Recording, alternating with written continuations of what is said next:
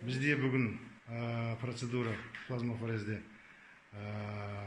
пациентка Әуелева Ләззат 1964 жылғы екінші рет келуі, жақын арада бруцеллезбен ауырған, дәрілерден көмек тимегеннен кейін осы плазмафорезге келіп, бүгін таңда екінші рет келіп отыр.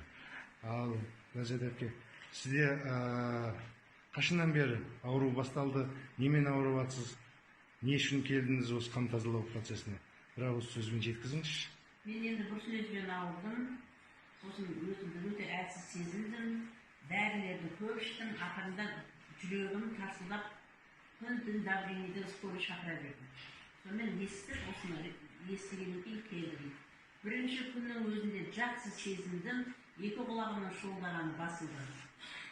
Асқазаным ауыратын еді, дәрі ішкеннен өте мазасызданатын едім. Қазір көңіл күйім өте сергек. Сізге үлкен рахмет. Еңбегіңіздің табысын көріңіз. Енді екінші рет келіп отырмын. Қазір бүгін жолдасыңызға әкеліп отырмын. Мына жасыңыз келгеннен кейін қанды тазалап тұру керек екен. Сіздерге үлкен рахмет айтамын. Ем болсын, Алла шипасын берсін. Әмин. Сіздің береке табыңыз.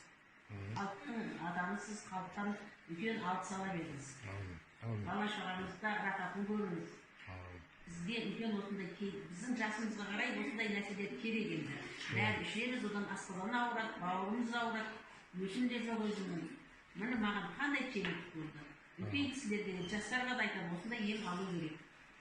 Сосы, осыны өзіңіз біліп, осының келгеніңізге жауапкершілікпен қарағаныңызға, денсаулығыңызға ол өте дұрыс екен.